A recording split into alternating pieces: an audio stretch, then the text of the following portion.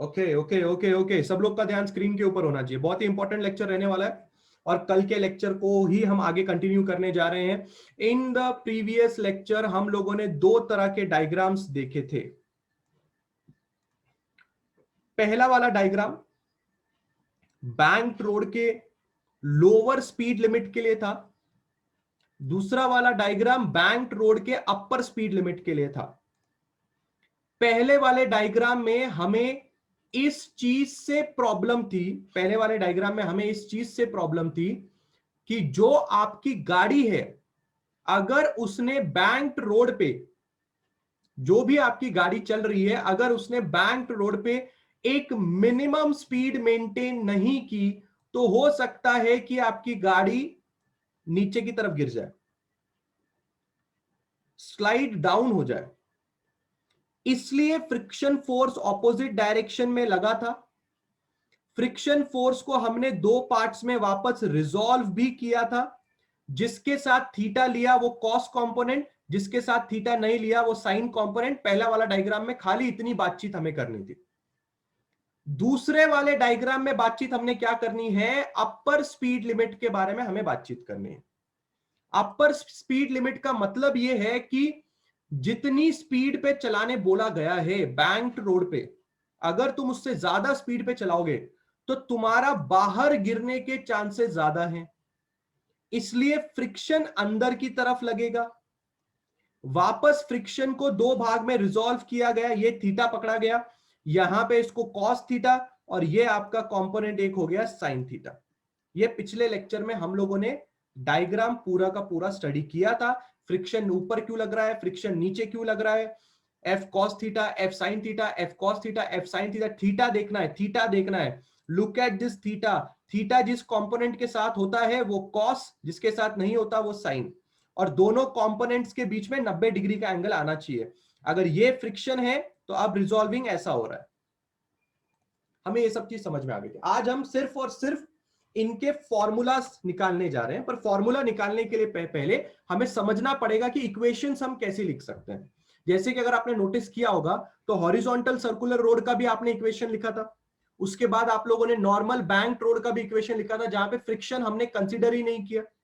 अब friction consider किया तो इक्वेशंस लिखने पड़ेंगे, उन इक्वेशंस की मदद से फाइनल फॉर्मूला आता है। ठीक है, बिल्कुल ध्यान से देखेंगे। सबसे पहले मैं केस 1 कंसिडर कर रहा हूं। केस 1 का मतलब है हम लोग लोअर स्पीड लिमिट यानी कि वी मिनिमम के बारे में पहले पेज में चर्चा करने जा रहे हैं। सब लोग का ध्यान बिल्कुल यहां पे होना चाहिए, बिल्कुल यहां पे ही ध्यान होना चाहिए सब लोगों का। सबसे पहली चीज जो आप नोटिस करोगे, नीचे आपको एक एरो दिखाई देगा, वो है mg का। ऊपर की तरफ आपको दो एरो दिखाई देंगे, एक n cos थीटा का और एक fs sin थीटा का। वापस बिल्कुल ध्यान से डायग्राम नोटिस करना है।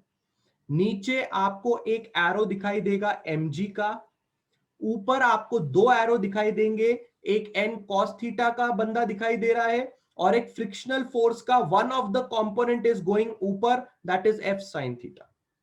तो अब आप इसको कैसे लिख सकते हो, अब आप इसको लिखोगे mg इक्वल टू, यानी कि downward force is always equal to upward force. यही न्यूटन का कमाल है, third law, every action has an equal and opposite reaction. तो आप ये mg का इस्तेमाल कर रहे हो इक्वल टू साइन लगाने के बाद। अब आप क्या लिखोगे यहां पे, n cos theta plus fs sin theta. अच्छी तरह से मेरी बात को समझना है। क्यों मैंने ऐसा किया कि मैंने n cos थीटा को fs sin थीटा के साथ ऐड किया। n cos थीटा को अगर fs sin थीटा के साथ ऐड इसलिए किया क्योंकि दोनों के दोनों ऊपर वेक्टर्स हैं, both vectors are going upward, so I can add them. And अगर कोई सिस्टम इक्विलिब्रियम पे मान लिया जाए तो उसकी जो डाउनवर्ड फोर्स है वो उसकी अपवर्ड फोर्सेस के बराबर हो जाएगा। तो पहले तो आपने ये समझना है कि n cos theta plus fs sin theta क्यों किया, क्योंकि दोनों के दोनों वेक्टर एक ही डायरेक्शन में थे। एंड आपने बचपन में स्केलर्स एंड वेक्टर्स में पढ़ा होगा, if both vectors are in same direction they can be added up, इसलिए n cos थीटा और fs sin थीटा को ऐड किया। और यहां पे लॉजिक क्या लगाया, लॉजिक ये लगाया कि डाउनवर्ड फोर्स हमने बराबर किया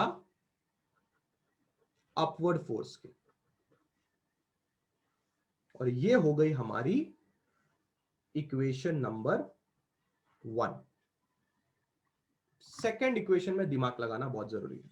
पहले एक काम करते हैं, सेकेंड इक्वेशन का पहले जैसे हमने फर्स्ट इक्वेशन का डायग्राम बनाया ना, सिर्फ फोर्सेस बनाई, वैसे बना के ले लेते हैं ताकि हमें अंडरस्टैंडिंग में समझ में आए। ठीक है भाई, ये सेंटर पॉइंट पकड़ लो, यहां से एक फोर्स बनाओ, उस फोर्स का नाम है n sin थीटा।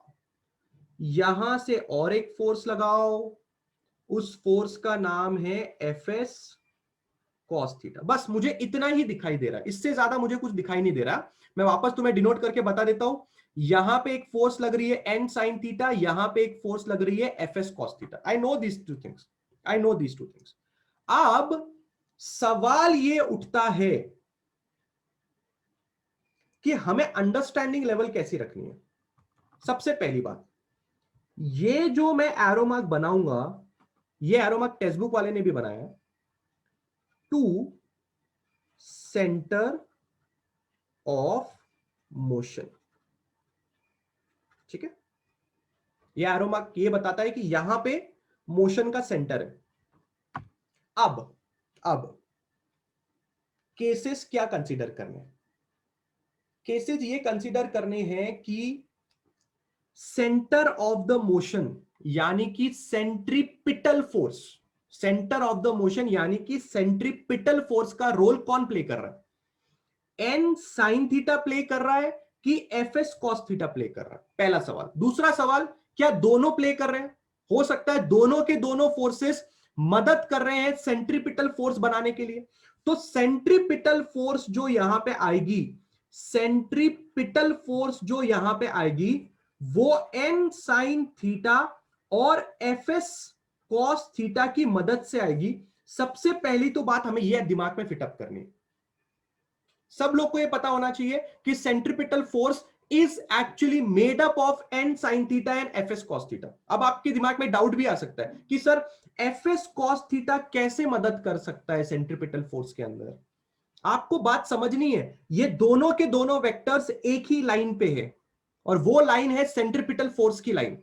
अगर दो वेक्टर एक ही लाइन पे हैं तो वो कंट्रीब्यूशन देंगे, पर सवाल ये उठता है कि वो कंट्रीब्यूशन कैसे देंगे। अगर आपने स्केलर्स एंड वेक्टर्स बचपन में पढ़ा होगा तो आपको एक बात समझ में आएगी,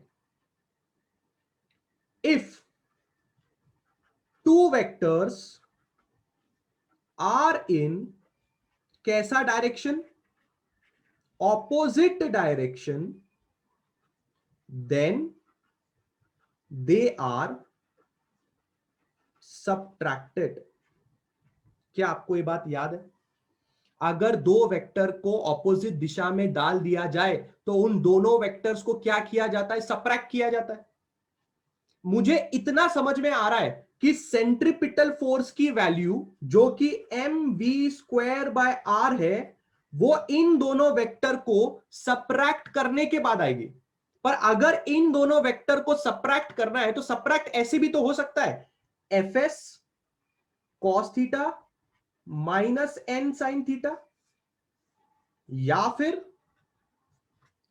फिर N sine theta minus FS cos theta. इसको भी सबट्रैक्ट करना बोलेंगे, इसको भी सबट्रैक्ट करना बोलेंगे। पहली सबसे पहली इनिशियल चीज क्या समझी तुमने कि सेंट्रीपिटल फोर्स का रोल ये दोनों मिलके प्ले कर रहे हैं। अगर एफएस कॉस थीटा नहीं होता तो हमारे पास कोई टेंशन ही नहीं होता, हम डायरेक्टली बोल देते हैं कि सेंट्रीपिटल फोर्स का role N sine theta play कर रहा है, खत्म हो जाती बात। ज्यादा टेंशन लेने वाली बात ही नहीं है, कोई टेंशन लेने वाली बात नहीं है। पर ऐसा नहीं है, एन साइन थीटा के साथ एक वेक्टर ऑपोजिट जा रहा है, एन साइन थीटा के साथ एक वेक्टर ऑपोजिट जा रहा है। तो हमें ये बात समझनी पड़ेगी कि सेंट्रीपिटल फोर्स का रोल ये दोनों प्ले कर रहे हैं, पर क्या ये दोनों के दोनों सेम डायरेक्शन में जा रहे हैं? नहीं। क्या ये दोनों के दोनों ऑपोजिट डायरेक्शन में जा रहे हैं? हाँ। अगर ये दोनों के दोनों सेम डायरेक्शन में जा रहे हैं तो ऐड कर सकते थे, पर ऐड नहीं कर सकते क्योंकि ये दोनों के दोनों ऑपोजिट डायरेक्शन में जा रहे हैं। पर सबसे पहले मैं आप लोग को ये सुनना चाहूंगा, is everybody clear with this point that the role of centripetal force is being played by N sine theta and F S cos theta both? क्या ये बात सब लोग को समझ में आ रही है? पहले मुझे इस डब्बे के बारे में हाई आना चाहिए, इस डब्बे के बारे में हाई आना चाहिए। The role of centripetal force is being played by N sine theta and F S cos theta. बोलो।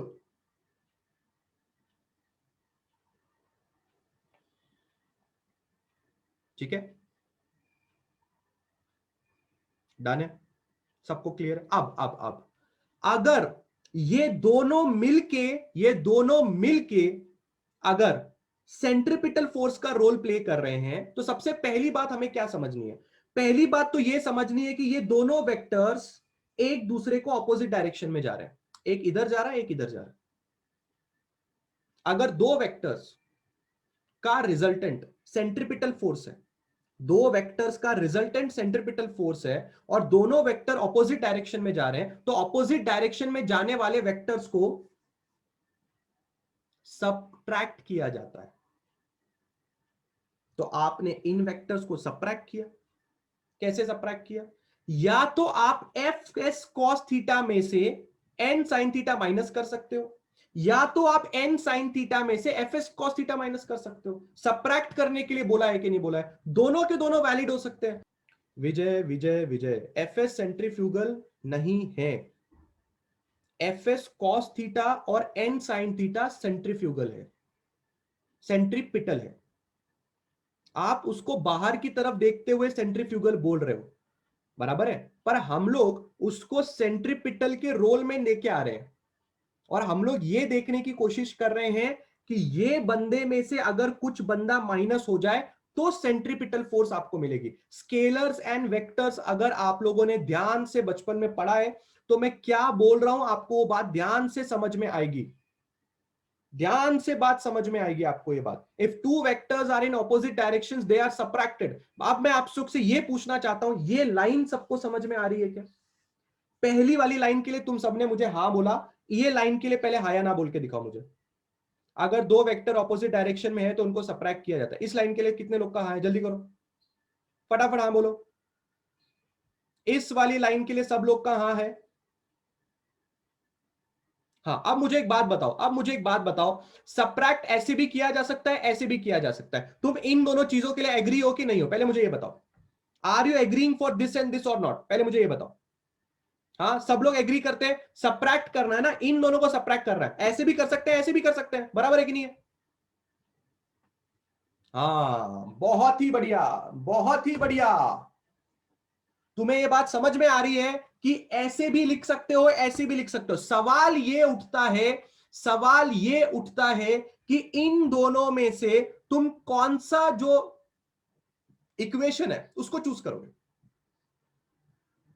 तुम्हें पता है क्या, तुम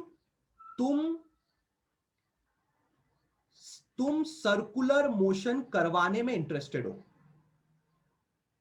तुम किस में इंटरेस्टेड हो? सर्कुलर मोशन करवाने में इंटरेस्टेड हो।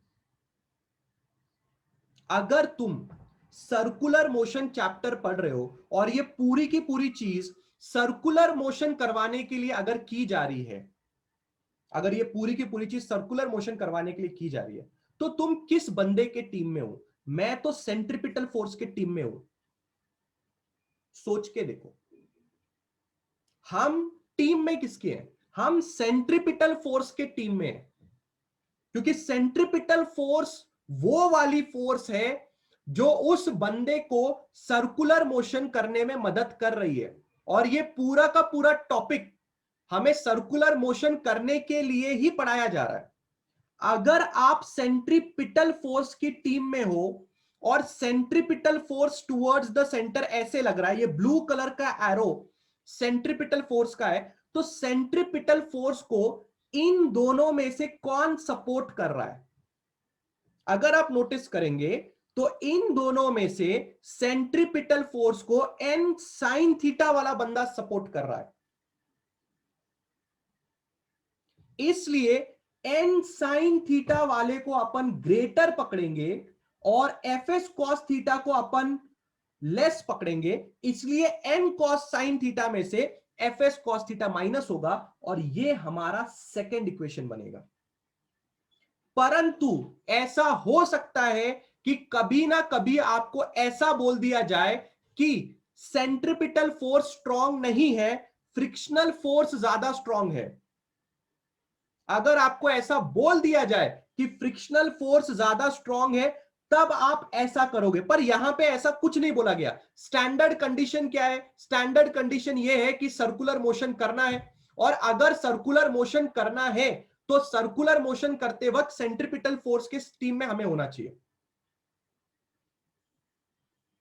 और सेंट्रिपिटल फोर्स के डायरेक्शन में एन साइन थीटा जा रहा है। देखो ध्यान से देखो, इसलिए एन साइन थीटा बड़ा माना गया और एफ एस कॉस थीटा छोटा माना गया, और ये हमारे लिए इक्वेशन नंबर 2 होगी। अब समझ में आया दोनों इक्वेशंस में से कौन सी इक्वेशन चूज करनी है? वो इस बात पे डिपेंड करता है कि आप कौन सी कंडीशन लेते हो। अगर आप ये कंडीशन लेते हो नहीं नहीं नहीं, हमें इस बात से मतलब है कि गाड़ी सर्कुलर मोशन करनी चाहिए बस, तो अगर गाड़ी सर्कुलर मोशन करनी चाहिए तो भाई सेंट्रिपिटल फोर्स के हिसाब से बात करनी पड़ेगी, और सेंट्रिपिटल फोर्स इन दोनों में से कौन सपोर्ट कर रहा है? N sine theta centripetal force की डायरेक्शन में, इसलिए उसको बड़ा माना गया और इसको छोटा माना गया, दोनों को माइनस कर दिया।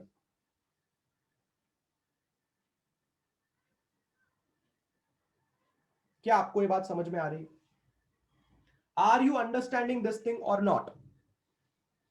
फटाफट, are you understanding this thing और नॉट कि क्यों हमने सेकेंड इक्वेशन को चूज किया? क्योंकि हम बात करना चाहते हैं सर्कुलर मोशन के बारे में। हा या ना, हा या ना? रिपीट रिपीट बोलिए, हा या ना जल्दी।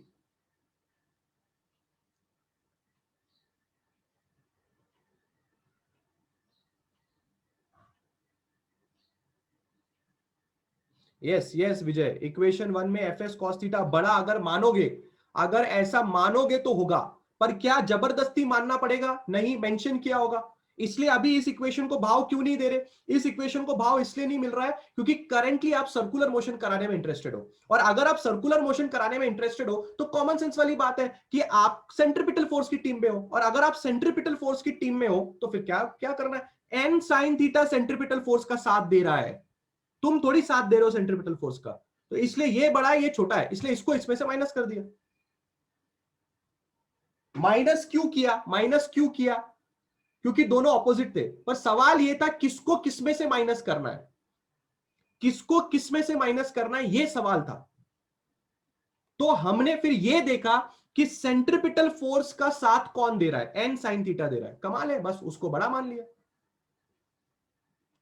सो right now what is our first equation? First equation is mg is equal to n cos theta plus fs sin theta, ये हमारी पहली इक्वेशन। और दूसरी इक्वेशन हमारी क्या आई? mv square bye r is n sin theta minus fs cos theta, ये है हमारा दूसरा। थोड़ी और नॉलेज वाली बातें करनी चाहिए जिससे आपको चीजें क्लियर हो जाए, अच्छी तरह से आपको समझ में आए। बिल्कुल ध्यान से देखिए, अगर आपने बचपन में कभी भी स्केलर्स एंड वेक्टर्स पढ़ा होगा ध्यान से, तो आपको समझ में आएगा कि मैं क्या बातें करने की कोशिश कर रहा हूं, ठीक है ना? इस पूरे किस्से को सॉल्व करते वक्त क्या मैंने इस डायलॉग का प्रयोग किया? Upward force is equal to downward force, क्या मैंने इस वाले डायलॉग का प्रयोग किया जो मैंने डायलॉग यहां पे यूज किया था? Downward force is equal to upward force मैंने पहले सेकंड इक्वेशन लिखते वक्त प्रयोग किया? नहीं किया, प्रयोग नहीं किया। मैंने सेकंड इक्वेशन लिखते वक्त इस डायलॉग का इस्तेमाल ही नहीं किया। क्यों नहीं किया? पहले समझ के लो। कब तुम ये दिमाग लगाओगे कि downward force is equal to upward force? मैंने पहले ही समझाया। जब उस एक्सिस में मोशन ना हो रही हो। जब मोशन नहीं होता तो डायरेक्टली डाउनवर्ड फोर्स और अपवर्ड फोर्स को बराबर कर देने का, खत्म कर देने का कहानी। दिमाग में फिट करो, बार बार दिमाग में फिट करो, एक एक चीज पढ़ाई जाती है उसको दिमाग में फिट करो कि सर ने इक्वेशन 1 लिखते समय डाउनवर्ड फोर्स को अपवर्ड फोर्स के इक्वल क्यों किया। सर ने यहां पे अलग तरह से बात क्यों नहीं की, क्यों की मैंने ऐसी बातें, क्योंकि यार वाई एक्सिस में मोशन ही नहीं हो रहा है, और अगर कहीं पे मोशन नहीं हो रहा है तो फोर्सेस बैलेंस्ड होती है, कहानी खत्म। पर यहां पे मैं ऐसे क्यों बोल रहा हूं, यहां पे मैंने upward force is equal to downward या right force is equal to left force ऐसे क्यों नहीं किया। Why didn't I talk like right force is equal to left force, ऐसे क्यों नहीं किया। अगर अगर आप ऐसा करते, right force is equal to left force करके अगर आप करते, तो आप ये बोलना चाहते हैं कि मोशन नहीं हो रहा है, पर आप जानते हैं कि मोशन हो रहा है, गाड़ी टुवर्ड्स द सेंटर खिंच रही है। जब आप टर्न लेते हो तो गाड़ी टुवर्ड्स द सेंटर जाती है, मोशन चालू है। ये चीज लिखते समय आपको इस बात का ध्यान देना है कि यहां पे मोशन हो रहा है, और जब मोशन होता है तो वहां पे अनबैलेंस्ड फोर्सेस के बारे में बात होती है।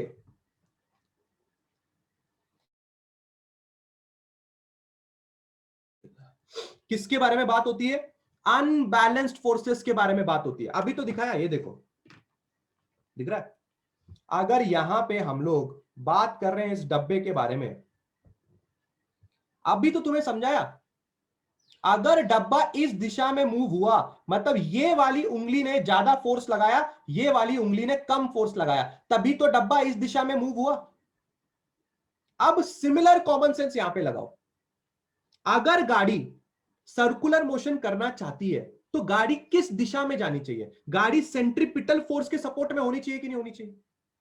तो सेंट्रीपिटल फोर्स को भाव देते हुए हम लोगों ने एन साइन थीटा को बड़ा माना, क्योंकि यहां पे मोशन वाली बातें हो रही हैं, और जब मोशन वाली बातें होती हैं तब तुम्हें अनबैलेंस्ड फोर्सेस की चर्चा करनी पड़ती है। अनबैलेंस्ड फोर्सेस का मतलब ही हिंदी में यह है कि एक फोर्स बड़ा होगा, एक फोर्स छोटा होगा, तभी तो अनबैलेंस्ड बोला जा रहा है। न्यूटन का फर्स्ट लॉ, न्यूटन का first law, every object continues to be in state in motion or in continues to be in a state of rest or in motion until and unless acted upon by an unbalanced force, लिखा हुआ है Newton के first law में। क्यों Newton ने ऐसा क्यों कहा, क्योंकि भाई मोशन तभी होगा जब फोर्सेस अनबैलेंस्ड होंगी, और अगर फोर्सेस अनबैलेंस्ड होंगी तो उसमें से एक फोर्स बड़ी होगी, एक फोर्स छोटी होगी। पर तुम्हें कैसे पता चला कि कौन सी फोर्स बड़ी है और कौन सी फोर्स छोटी है, तुमने दिमाग लगाया।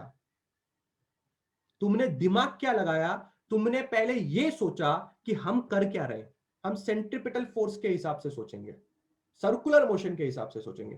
तुम जो इंसान हो तुम सेंट्रीपिटल फोर्स का साथ दे रहे हो, और तुम सेंट्रीपिटल का फोर्स कैसे दे रहे हो साथ, तुम सेंट्रीपिटल की डायरेक्शन में जाके साथ दे रहे हो, इसलिए हम तुमको बड़ा मानेंगे और हम तुमको छोटा मानेंगे। यानी कि सेंट्रीपिटल फोर्स बड़ी फोर्स माइनस छोटी फोर्स, ऐसा ऐसा आता है ये इक्वेशन। ऐसा सोचने का तरीका है, ऐसे नहीं है कि इक्वेशन कुछ भी लिख दी जाए, कभी भी लिख दी जाए, ऐसा होता ही नहीं है। बोलो बोलो बोलो, क्या आपको समझ में आ रहा है कि सेकंड वाले इक्वेशन को लिखते समय हम लोग ने क्यों डाउनवर्ड फोर्स और अपवर्ड फोर्स के बारे में बात नहीं किया। पेशेंस बहुत जरूरी है क्लास, पेशेंस बहुत जरूरी है। आपने अपना काम लूज नहीं करना है, शांति से सुनना है लेक्चर को, क्योंकि मुझे पता है कि आपको कब कौन सी चीज में लेके जाना है। और मुझे ये भी तो पता है ना, मुझे ये भी तो पता है कि शायद मैंने आपको 11th स्टैंडर्ड नहीं पता है, तो ये सब चीज तो 11th स्टैंडर्ड की है, पर फिर भी मुझे वो चीजों को आपको समझाना पड़ रहा है, इसलिए टाइम ज्यादा जाता है। वरना अगर मैं ऐसा बोल लूं 11th स्टैंडर्ड में सीखा है ना अनबैलेंस फोर्स क्या होता है, ये इक्वेशन खत्म, चलो आगे बढ़ते हैं, तुम लोग अगले दिन से लेक्चर नहीं आओगे। मजा तब है जब दिमाग में बैठे। याद रखना, अनबैलेंस्ड फोर्स अगर आया तो पार्टी मोशन करेगी, और अगर अनबैलेंस्ड फोर्स आया तो एक फोर्स बड़ा होगा, एक फोर्स छोटा होगा। बड़ा कौन सा छोटा कौन सा, ये बात तुम्हें पता लगानी पड़ेगी, हाँ या ना। आगे बढ़ू फिर? डन है, दोनों इक्वेशंस डन है, सब लोगों के पास दोनों इक्वेशन डन है, आगे बढ़ना चाहिए हम लोगों को, आगे बढ़े। अब खुशी की बात यह है, खुशी की बात यह है कि इन दोनों का डेरिवेशन आपके सिलेबस में नहीं है।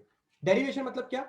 इन दोनों की मदद से जो फाइनल फॉर्मूला आता है, फाइनल फॉर्मूला आता है मतलब जो v मिनिमम का फॉर्मूला आता है, क्योंकि ये पूरा नाटक क्यों किया जा रहा है? मिनिमम वेलोसिटी पता करने के लिए किया जा रहा है।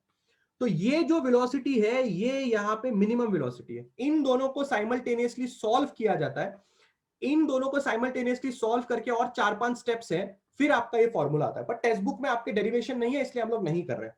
फाइनल फॉर्मूला जो v मिनिमम का है वो आता है under root of rg with a bracket tan theta minus mu S upon 1 plus mu S tan theta. Formula देख के डरना नहीं है, फॉर्मूला देख के डरना नहीं है।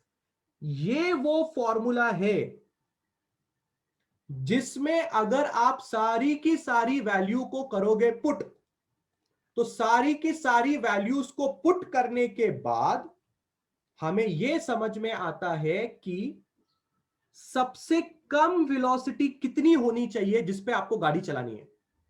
अगर आपने उससे कम पे चलाई, समझो ये वैल्यू 20 किलोमीटर पर आवर आया और आप 10 किलोमीटर पर आवर पे गाड़ी चला रहे हो, तो गाड़ी नीचे की तरफ खिसक जाएगी, नहीं चलाने का उतने पे। तो ये फॉर्मूला आपको वो चीज देता है, क्योंकि अगर आपने नोटिस किया होगा तो स्टार्टिंग में ही हमने केस 1 में क्या लिखा था? Lower speed limit, lower speed limit. Yes yes, equation number 1 में मोशन नहीं हो रहा है। इक्वेशन नंबर 1 जो हमने लिखी वो किस डायरेक्शन में लिखी? बताओ जरा, इक्वेशन नंबर 1 कौन सी डायरेक्शन में हो रहा है? यस, इक्वेशन नंबर 1 कौन सी डायरेक्शन में हो रहा है क्लास? बताओ। इक्वेशन नंबर 1 लिखते समय हमने ये फोर्सेस को कंसीडर किया, ये फोर्सेस कौन सी डायरेक्शन में है? ये फोर्सेस कौन सी डायरेक्शन में है? अपवर्ड डाउनवर्ड है, पर अपवर्ड डाउनवर्ड क्या होता है? कौन सी डायरेक्शन होती है ये कौन सी डायरेक्शन है? डायरेक्शन मतलब कौन सी एक्सिस है? कौन सी एक्सिस है? हाँ, वाई एक्सिस है। वाई एक्सिस में गाड़ी मूव करती है क्या? वाई एक्सिस मतलब अगर ये गाड़ी है तो ये वाई एक्सिस है। आपकी गाड़ी अगर चल रही है तो गाड़ी या तो ऐसे मूव करती है, और ये एक्स एक्सिस है, ये माइनस एक्स एक्सिस है, ये प्लस एक्स एक्सिस है। गाड़ी ऐसे ऐसे मूव नहीं करती, इसलिए वाई एक्सिस में कोई मोशन नहीं हो रहा। और जहां पे मोशन नहीं होता वहां पे फोर्सेस बैलेंस्ड होती हैं, और जहां पे मोशन होता है वहां पे फोर्सेस अनबैलेंस्ड होती है। आपकी गाड़ी ऐसे नहीं तो ऐसे मूव करेगी। और अगर आपकी गाड़ी ऐसे टर्न ले रही है, अगर आपकी गाड़ी ऐसे टर्न ले रही है, तो आपकी गाड़ी या तो इधर जाएगी या तो उधर जाएगी।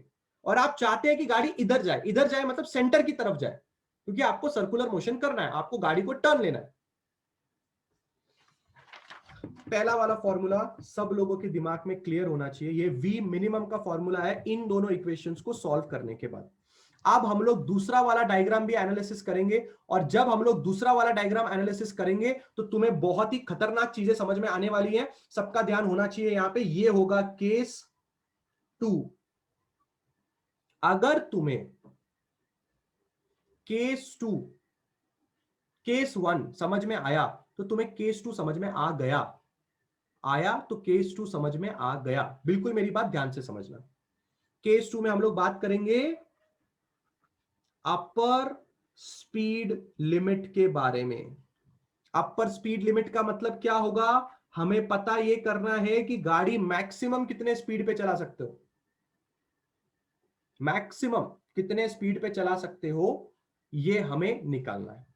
ठीक है, डायग्राम आप लोगों के सामने है, बिल्कुल बात ध्यान से देखेंगे। सबसे पहले मैं y एक्सिस को कंसीडर करना चाहूंगा, जैसे मैंने पिछले भी किया। फिर हम x एक्सिस में कंसीडर करेंगे। y एक्सिस में no motion is happening, and हम लोग यहां पे लिख सकते हैं कि यहां पे बैलेंस्ड फोर्सेस के बारे में बातचीत होगी। तो जरा डायग्राम बनाते हैं। डायग्राम में हमने देख लिया भाई mg नीचे की तरफ लग रहा है, ठीक है। एफ साइन थीटा भी नीचे की तरफ लग रहा है, ठीक है भाई, एफ एस साइन थीटा भी नीचे की तरफ लग रहा है, ऊपर की तरफ एन कॉस थीटा लग रहा है। डायग्राम तैयार। तुमने सेकेंड डायग्राम यानी कि अपर स्पीड लिमिट के डायग्राम को एनालिसिस किया वाई एक्सिस में। वाई एक्सिस में कोई मोशन नहीं हो रहा, बैलेंस्ड फोर्सेस होंगी, जहां मोशन नहीं होता वहां बैलेंस्ड फोर्सेस होती हैं। तो तुम्हें पता चला नीचे की तरफ दो फोर्सेस लग रही हैं, ऊपर की तरफ एक फोर्सेस लग रही है। आई होप आपको पता चल रहा है इस डायग्राम में और इस डायग्राम में फर्क क्या है। इस डायग्राम में फ्रिक्शन ऊपर की तरफ लग रहा था, इसलिए इसके रिजॉल्विंग कंपोनेंट ऐसे आए थे। इस डायग्राम में फ्रिक्शन नीचे की तरफ लग रहा है, इसलिए इसके रिजॉल्विंग कंपोनेंट्स ऐसे आ रहे हैं। यह बात आप लोगों को पिछले लेक्चर में समझाई गई है। अब क्या, अब इस चीज को देख के हम लोग कर सकते हैं डाउनवर्ड फोर्स बराबर अपवर्ड फोर्स। खत्म। क्यों डाउनवर्ड फोर्स बराबर अपवर्ड फोर्स? मोशन ही नहीं हो रहा। बैलेंस्ड फोर्सेस का मतलब क्या है? जितनी फोर्स नीचे लग रही है उतनी फोर्स ऊपर लग रही है। तो नीचे कितनी फोर्स लग रही है? नीचे लग रहा है mg plus F S sine theta, और ऊपर कितना लग रहा है?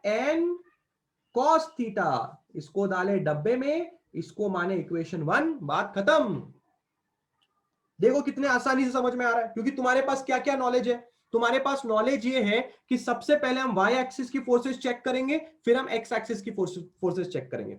वाई एक्सिस में हमें पहले से पता है मोशन नहीं हो रहा है, गाड़ी ऊपर नीचे तो नहीं जाती है। तो मोशन अगर नहीं हो रहा है, फोर्सेस बैलेंस्ड है, फोर्सेस बनाओ, उनको डाउनवर्ड फोर्स और इक्वल फोर्स को, अपवर्ड फोर्स को इक्वल कर दो, पहला इक्वेशन बन जाएगा। क्या सब लोग को पहला इक्वेशन समझ में आया? आसान है। अब थोड़ा और कॉन्फिडेंस बढ़ रहा है क्या? अब जब हम एक्स एक्सिस वाला करेंगे तो और कॉन्फिडेंस बढ़ेगा। बोलिए, is the case 2 का y axis वाला equation 1 is clear? Did you understand? There is no motion taking in y axis. Done है, डन है, सब लोग का डन है, पक्का? Everybody is feeling comfortable now? यार देखो, थोड़ा थोड़ा बहुत तो आप लोगों को अंडरस्टैंडिंग लेवल बढ़ाना पड़ेगा, क्योंकि साइमल्टेनियसली मैं आपको 11th और 12th दोनों पढ़ा रहा हूं। क्यों इतना टाइम जा रहा है? इतना टाइम क्यों जा रहा है? अगर ये चीजें 11th स्टैंडर्ड में आपकी क्लियर होती तो हमें अभी इतना टाइम स्पेंड नहीं करना पड़ता। बराबर है कि नहीं? इसलिए हमें ये करना पड़ा। डेरिवेशन बताओ सर, इक्वेशन का डेरिवेशन, कौन से इक्वेशन का डेरिवेशन चाहिए दिग्विजय आपको? ये इक्वेशन का नहीं करना है, टेक्स्ट बुक में है ही नहीं आपके ये इक्वेशन का डेरिवेशन। ये दोनों इक्वेशन से डायरेक्टली ये इक्वेशन लिखा गया है, टेक्स्ट बुक में भी लिखा गया है। ऐसा नहीं है कि टेक्स्ट बुक में डेरिवेशन है और मैं आपको नहीं करवा रहा हूं, ऐसा नहीं है। यहां से ये इक्वेशन डायरेक्टली आया है, सॉल्व 1 and 2 लिखने का और ये इक्वेशन लिख देने का डायरेक्टली।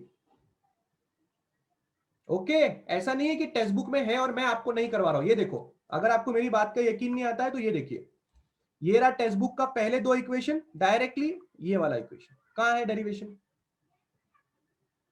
अगर आप डेरिवेशन देखने में इंटरेस्टेड हैं तो कल मैंने आपको यूट्यूब चैनल का नाम दिया था, उसमें बैंकिंग ऑफ रोड देखिए, मैंने पूरा डेरिवेशन करके दिखाया। अगर आप इंटरेस्ट आपको चाहिए कैसे आता है, क्या होता है, थोड़ा ये है वो है, तो फिर वहां पे देख सकते हो, पर टेक्स्ट बुक में नहीं है इसलिए नहीं करवा रहा हूं। क्या हम तैयार हैं एक्स एक्सिस की स्टडी के लिए? डायग्राम नंबर 2 आप ध्यान से देखेंगे। एक्स एक्सिस की स्टडी में सबसे पहला यह है कि वहां पे मोशन हो रहा है, इसका मतलब अनबैलेंस्ड फोर्सेस के बारे में चर्चा होनी चाहिए। सोच के देखना, सोच के। अगर कोई बंदा अभी भी कंफ्यूज्ड है कि एक्स एक्सिस में मोशन कैसे हो रहा है, तो नोटिस करो, गाड़ी सेंटर की तरफ खिंचेगी कि नहीं खिंचेगी, या गाड़ी बाहर की तरफ गिरेगी कि नहीं गिरेगी। तो गाड़ी अगर सेंटर की तरफ खिंचती है या बाहर की तरफ गिरती है तो ये एक्स एक्सिस में हो रहा है। ये किस में हो रहा है? ये एक्स एक्सिस में हो रहा है। तो आपने ये बात अच्छी तरह से याद रखनी है। तो एक्स एक्सिस में मोशन हो रहा है, वहां पे अनबैलेंस्ड फोर्सेस लग रही है। डायग्राम बनाना जरूरी है, हम लोग को डायग्राम बनाना बहुत जरूरी है। चलिए डायग्राम बनाते हैं। सेंटर पॉइंट लिया, एक एरो मार्क यहां पे बनाया, ठीक है। अच्छी तरह से देखिए, उस एरो मार्क का नाम क्या है? उस एरो मार्क का नाम है एन साइन थीटा। अच्छा, और एक एरो मार्क सेंटर की तरफ जा रहा है और वो है एफ एस कॉस थीटा। अगर आपकी नजर है तो देखो, N sine theta towards the centre, and F S cos theta is also toward the centre, इसलिए दोनों को मैंने एक साथ बना दिया यहां पे। और आपको पता है कि मेरे को अगर इंटरेस्ट है तो मुझे इंटरेस्ट है यहां पे, सेंटर की तरफ जाने में मुझे ज्यादा इंटरेस्ट है। अनबैलेंस्ड फोर्सेस में अब जरा बात बिल्कुल ध्यान से समझेंगे। इसके पहले वाले किस्से में तुम्हें मैंने क्या बोला था वो अभी वापस रिपीट कर रहा हूं। सेंट्रीपिटल फोर्स का रोल, सेंट्रीपिटल फोर्स का रोल दो लोग प्ले कर रहे हैं यहां पे। एक एन साइन थीटा वाला बंदा है, एक एफ एस कॉस थीटा वाला बंदा है। ये बात पहले भी बोली थी, अभी भी बोलता हूं। परंतु इस वाले केस में एक तड़का है। वो तड़का ये है कि दोनों फोर्सेस ऑपोजिट डायरेक्शन में नहीं है, दोनों फोर्सेस सेम डायरेक्शन में है। तो हम लोग लिख सकते हैं mv square by R is equal to N sine theta plus F S cos theta. खत्म। हमें इस वाले इक्वेशन में ज्यादा टेंशन लेने की जरूरत ही नहीं पड़ी। क्यों नहीं पड़ी? क्योंकि ये दोनों के दोनों बंदे लोग टुवर्ड द सेंटर जा रहे हैं, दोनों के दोनों बंदे लोग एक ही डायरेक्शन में हैं। और जब दोनों के दोनों बंदे लोग एक ही डायरेक्शन में हैं तो दोनों को डायरेक्टली ऐड किया जा सकता है। पर ऐसा पिछले वाले उसमें नहीं था। पिछले वाले उसमें हम इतना क्यों फंस गए? क्योंकि दोनों के दोनों नमूने लोग ऑपोजिट डायरेक्शन में जा रहे थे। फिर सवाल ये उठा, ये बोला मेरे में से एन कॉस थीटा माइनस करो, ये बोला नहीं मेरे में से एफ कॉस थीटा माइनस करो। हमने बोला एक मिनट, एक मिनट, माइनस करना है ये पता है, पर किसको किसमें से माइनस किया जाएगा ये डिसाइड ये बात होगी कि सेंट्रीपिटल फोर्स का साथ कौन दे रहा है। पर इन दोनों ने बोला माइनस क्यों कर रहे हो हम लोग को, तुम हम दोनों को माइनस क्यों कर रहे हो? हमने जवाब दिया अरे तुम ऑपोजिट डायरेक्शन में हो तो तुम्हें माइनस करना पड़ेगा। इसको क्यों चूज किया? क्योंकि तुम N sine theta centripetal force के साथ थे। पर यहां पे तो माइनस का झंझट ही नहीं है। यहां पे माइनस का झंझट क्यों नहीं है? क्योंकि दोनों के दोनों बंदे सेम डायरेक्शन में है। प्लस कर दो, काम खत्म कर दो। इक्वेशन 1 इक्वेशन 2 खत्म। हाँ या ना हो जाए? क्या आपको समझा? X axis equation for this thing. Give me yes और नो ऑल ऑफ यू। फटाफट यस और नो आना चाहिए। क्या आपको समझ में आया कि यहां पे टेंशन वाली बात क्यों नहीं हुई?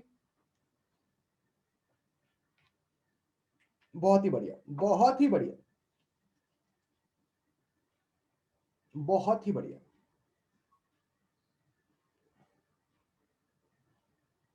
बहुत ही बढ़िया क्लास, बहुत ही बढ़िया। इसका मतलब क्या, हम लोग अभी हमारे पेज नंबर 4 पे जा सकते हैं। ये है हमारा पेज नंबर 3।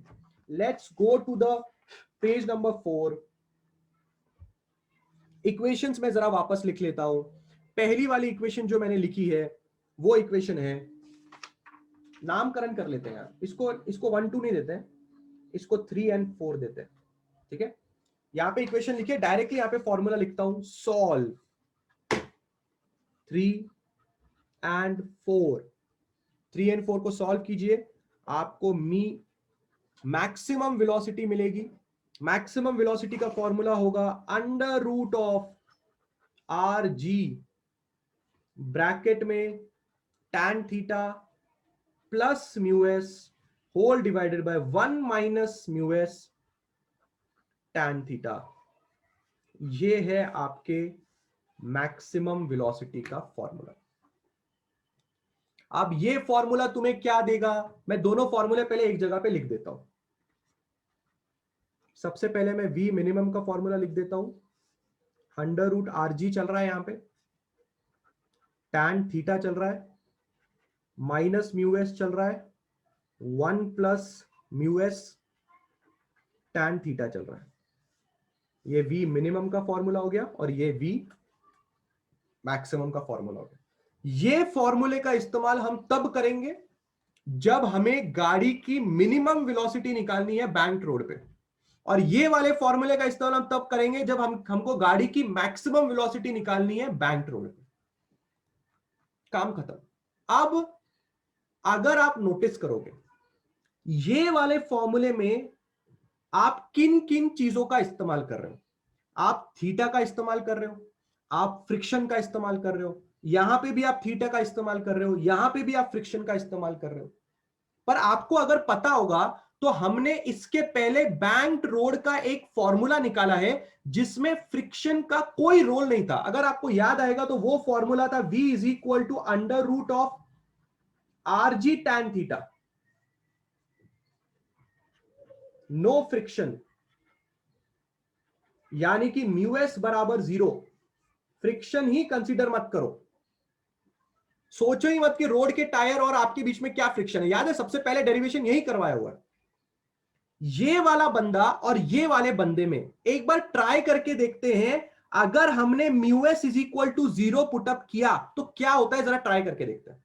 अगर मैंने इस वाले फॉर्मूले में mu s is equal to 0 put किया, mu s is equal to 0 put करने का मतलब रोड और टायर के बीच में कुछ फ्रिक्शन ही नहीं है। पुट करके देखते हैं क्या होता है। अगर यहां पे म्यूएस 0 आया तो ये 0 हो जाएगा, नीचे वाले टर्म भी 0 हो जाएगा। यहां पे 0 करेंगे पूरा नीचे 0 1 हो जाएगा, ऊपर 0 हो जाएगा। तो यहां पे क्या आएगा, आर जी टैन थीटा।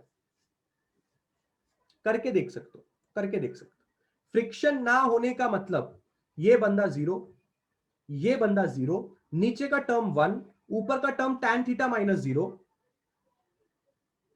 खत्म हो गया बात। अब एक और काम करो, इस वाले फॉर्मूले को भी हिट एंड ट्रायल कर ही लेते हैं। अब लगे हाथ दोनों को हिट एंड ट्रायल कर लेते हैं। चलो अंडर रूट डालो, हाँ क्या आएगा भाई, हाँ यहां पे म्यूएस 0 पुट करो, टैन थीटा प्लस 0 0, नीचे म्यूएस 0 पुट करो, 1 माइनस 0 1,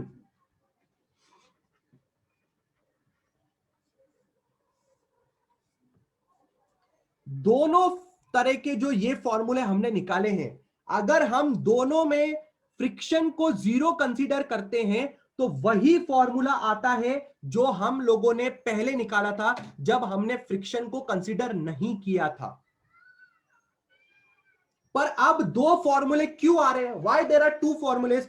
एक फॉर्मूले में फ्रिक्शन का रोल कुछ अलग है, दूसरे फॉर्मूले में फ्रिक्शन का रोल कुछ अलग है। इस वाले फॉर्मूले में हम मिनिमम वेलोसिटी निकालना चाहते हैं, इसलिए फ्रिक्शन ऊपर की तरफ लगता है। इस वाले फॉर्मूले में हम मैक्सिमम वेलोसिटी निकालना चाहते हैं, इसलिए फ्रिक्शन नीचे की तरफ लगता है। पर अगर आप फ्रिक्शन कंसीडर ही नहीं करना चाहते तो ये वाला फॉर्मूला और ये वाला फॉर्मूला दोनों मिलके आपको वही फॉर्मूला देगा जो अल्टीमेटली आप लोग ने पहले निकाला था। पर आप ये खुद जानते हैं, आप ये खुद बात जानते हैं कि ये चीज एकदम गलत है। टायर और रोड के बीच में फ्रिक्शन तो रहेगा, कुछ ना कुछ तो फ्रिक्शन टायर और रोड के बीच में रहेगा। इसलिए फ्रिक्शन को लेके डेरिवेशन जो किया वो इंपॉर्टेंट था, इसलिए आपने ये समझना। क्या आपको समझ में आ रही हैं बातें? Everybody is understanding how did I prove this formula using this and this? क्या ये बात सबको समझ में आ रही है? हॉरिजॉन्टल सर्कुलर ट्रैक का डेरिवेशन सब लोग को याद है। आरजी टैन थीटा आया था, 2 मिनट के अंदर R G tan theta under root में निकाला था हम लोगों ने। बहुत ही बढ़िया, सब लोग का रिप्लाई आना चाहिए। Everybody should be replying. अगर आप प्रीवियस लेक्चर्स को जाके नहीं देख रहे हैं, रेगुलरली नहीं स्टडी कर रहे हैं, तो मैं पिछले लेक्चर का रेफरेंस दूंगा, आपको कुछ समझ में नहीं आएगा कि पिछले लेक्चर में मैंने क्या बोला था। हर लेक्चर आपको रिपीट देखना है। आज 1.7 है रोटेशनल का, 6 लेक्चर हो गए रोटेशनल के, 6 के 6 लेक्चर आपको रोज देखने पड़ेंगे, तब 1.7 तक आपको समझ में आएगा। 10वीं 11वीं नहीं चल रहा है, 12वीं चल रहा है। अगर आप खुद से मेहनत नहीं करेंगे तो धीरे धीरे चैप्टर डिफिकल्ट होते जाएगा आप लोगों के लिए, और अल्टीमेटली आप हार मान के छोड़ देंगे। अगर आज आप अपना सर पटक रहे हैं, गलती आपकी है, क्योंकि आपने प्रीवियस लेक्चर्स रिवाइज नहीं किए। मैंने जैसे ही बोला v equal to under root R G tan theta, जिसने रिवाइज किया है, जिसने रिवाइज किया है उसको फटाक से क्लिक होगा, हाँ sir v equal to under root R G tan theta वो फॉर्मूला है जब आपने बोला था कि फ्रिक्शन कंसीडर मत करो। I hope everybody is clear with the page number 4।